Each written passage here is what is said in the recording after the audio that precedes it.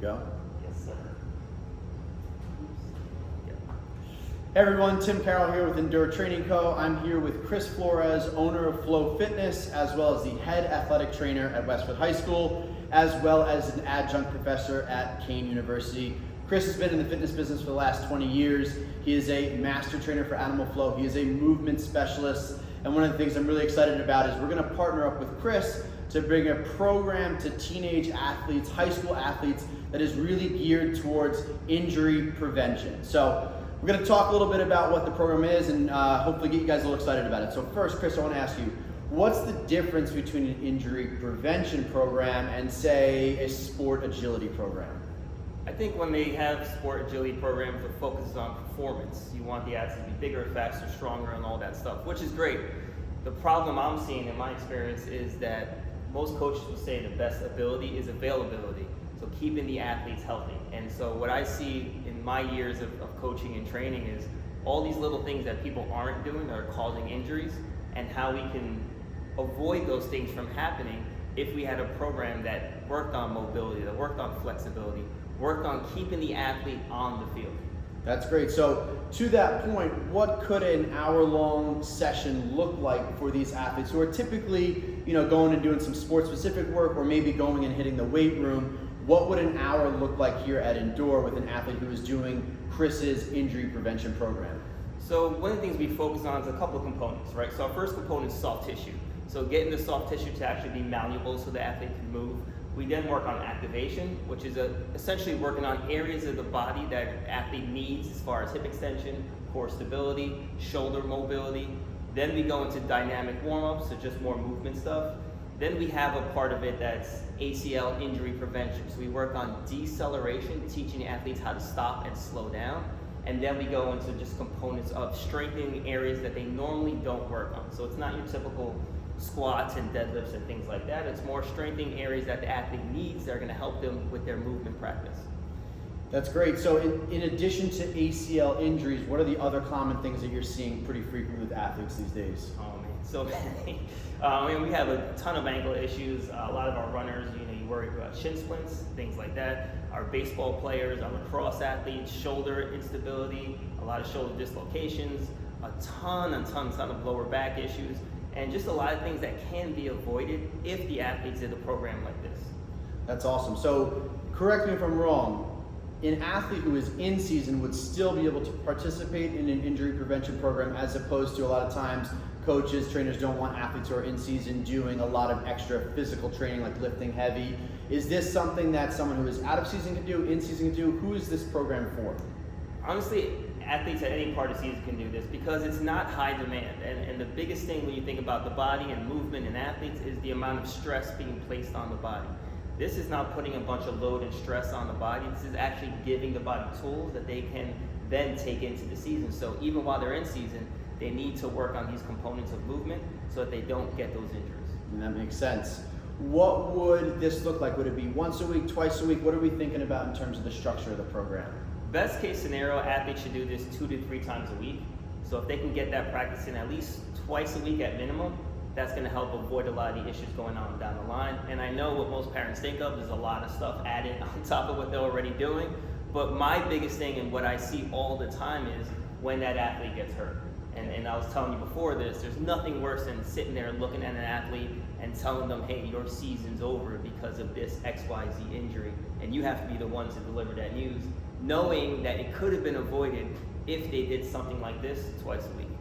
I think that's really, really important. And one of the things we do here at Endure Training Co. is longevity is kind of an underpinning tone or theme of what we do. I think when you're talking about athletes, that thought of longevity could start as early as high school with things like mobility, right? So it's not just about training into your 40s, 50s, 60s. It's about how do we teach young athletes how to be mobile, how to use the right muscle injury prevention, so that, again, you avoid that ACL injury in high school that unfortunately affects your life, as the years go by. Absolutely. One of the things I hear a lot of is parents like, oh, I wish I had this type of training when I was younger. Because what I see with a lot of adults is they learn a certain way in high school and then they continue that throughout their 40s, 50s, and 60s. So if they learn how to do bicep curls and deadlifts or whatever only, that's the thing they're going to do. They think that's exercise automatically. versus saying, hey, let's teach you how to move properly. Let's teach you how to move efficiently so that you don't hurt yourself. And then these tools you can take for the rest of your life and continue to use those. Because some of these, I still use with my 70-year-old clients and people in their 80s just to keep them mobile, keep them moving, so they can take these tools for the rest of their life and use them. Right, have those basic quality of life standards that we all want. I mean, we see it in here with some of our athletes who had an injury back in high school and it's still plaguing them today. And then there's tons of people out there who feel like because of that injury in high school, they can't even go to the gym anymore, right? So I think it's really important the fact that you're bringing to the forefront, let's prevent the injuries, let's make sure they're staying mobile so that even if they don't go on to become D1 athletes or pro athletes, that they can spend the rest of their life in good body positions, have good mobilities, be strong, and not be in pain all the time. Absolutely, and that's the goal. The goal is to keep them on the field, keep them doing the thing they love. And I think too often, too many strength coaches, it's not a knock on them, but they think the weight room and their program is the most important thing. At the end of the day, the athlete's the most important thing. And every coach wants their athletes to be able to perform, to stay healthy, to stay available for them so they can use them for their games, practices, and everything else. So the goal is that longevity. Can I play my sport for the next 4 years and not just get to a D1 school or D2, D3 or get to college, but can I perform all through college is another big thing, because sometimes they make it and then they get hurt when they get there.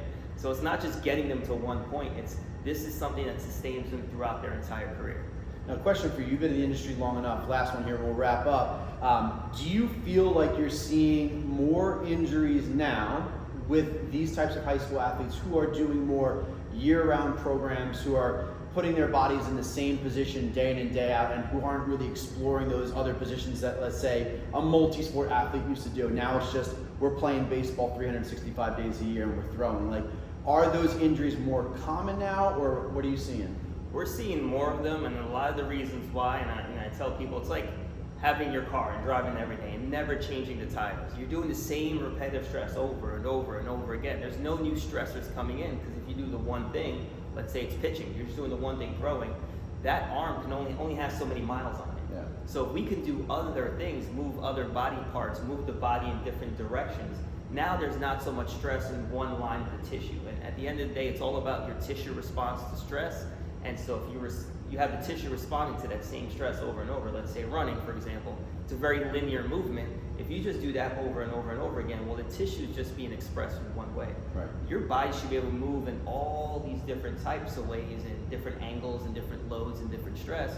If you do that, the body becomes way more resilient versus if you just continue with one thing. So it's not that the athletes are doing anything wrong, it's that they're doing too much of one thing.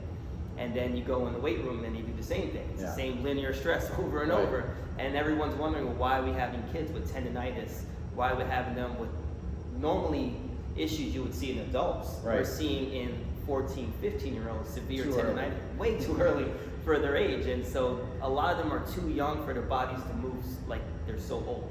And so we want to keep their bodies young and vibrant and able to perform. And that's the whole goal of all of this.